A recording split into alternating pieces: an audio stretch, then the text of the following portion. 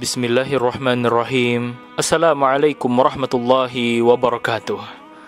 Pendengar Suara Madinah yang dimuliakan Allah Subhanahu wa ta'ala, kali ini kita akan sedikit mengisahkan tentang Ikrimah bin Abu Jahal.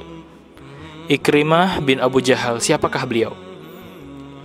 Siapakah beliau dan apa yang menyebabkan saya menyebutkan tentang kisah beliau yang sangat-sangat dramatis dan berkesan ini? Abu Jahal adalah Fir'aun umat ini. Ia hidup di Makkah sebagai musuh Allah dan Rasulnya. Ia selalu berusaha membunuh Rasulullah SAW. Ia melihat sejumlah ayat, tanda-tanda kekuasaan Allah, dan sejumlah mukjizat. Akan tetapi mata hatinya telah lebih dulu buta sebelum mata kepalanya. Karenanya ia pun menjadi seperti setan yang sangat pembangkang dan membenci Rasulullah SAW. Seringkali Rasulullah SAW dan para sahabatnya merasakan gangguan dan pengingkarannya. Akan tetapi, suatu hari beliau berharap agar dia masuk Islam.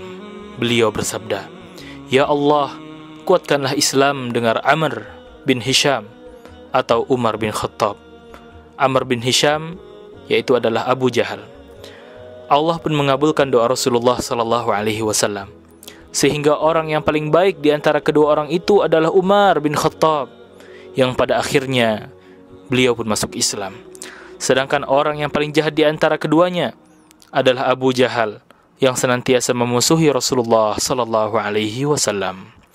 Dalam perang Khandaq, Ikrimah adalah salah satu dari ribuan anggota pasukan kafir yang mengepung kota Madinah, yang mana Ikrimah ini tadi adalah anak dari Abu Jahal sendiri.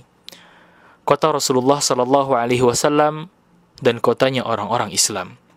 Akan tetapi mereka tercengang ketika melihat parit besar yang belum pernah mereka lihat sebelumnya.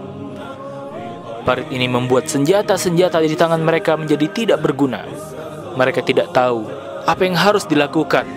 Bahkan mereka telah kehilangan kesabaran untuk langsung mengepung kaum muslimin. Pengepungan itu pun berlangsung sangat lama.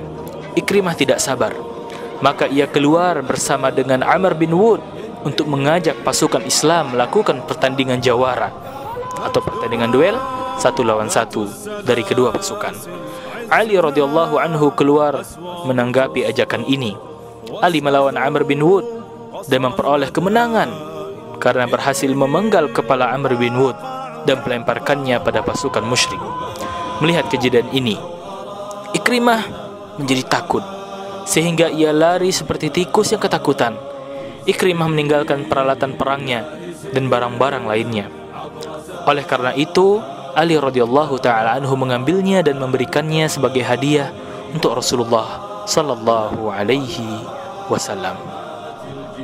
Ikrimah lari, sementara Rasulullah SAW telah mengizinkan untuk membunuhnya bersama 9 orang lainnya. Melihat ancaman mati dari Rasulullah SAW, Ikrimah melarikan diri jauh ke negeri Yaman. Pada saat itu istrinya bernama Ummu Hakim mendapatkan hidayah, dan beliau pun masuk Islam dan meminta perlindungan dan keamanan kepada Rasulullah SAW untuk suaminya Ikrimah. Maka Rasulullah SAW dengan segala kemurahan hati beliau mengatakan Ikrimah akan aman. Ikrimah pun datang. Rasulullah SAW bersabda, "Selamat datang pengendara yang berhijrah."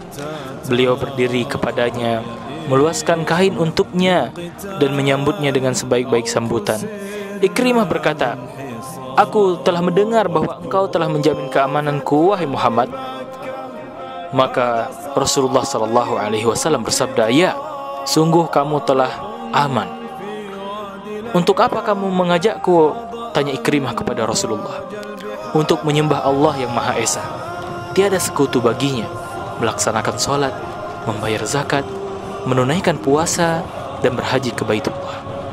Ikrimah berkata, "Demi Allah, engkau tidak mengajakku kecuali kepada kebenaran, dan engkau tidak memerintahku kecuali kepada kebaikan."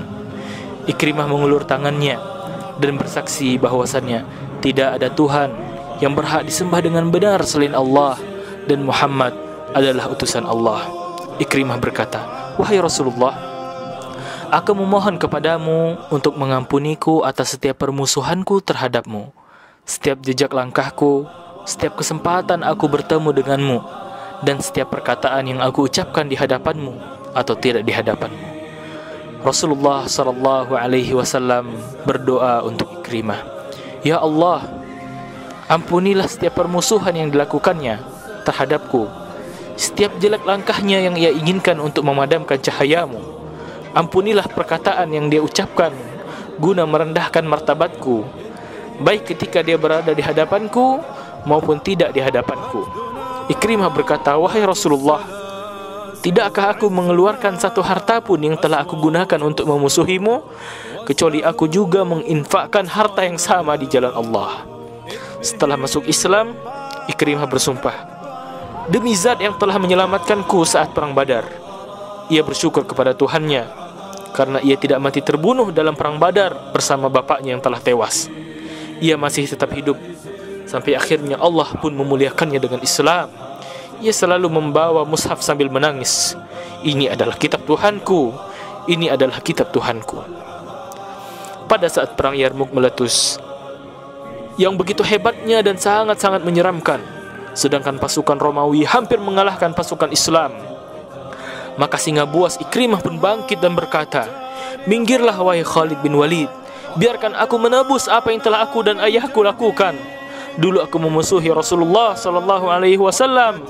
Apakah sekarang aku akan lari dari pasukan Romawi? Demi Allah tidak, selamanya tidak akan terjadi.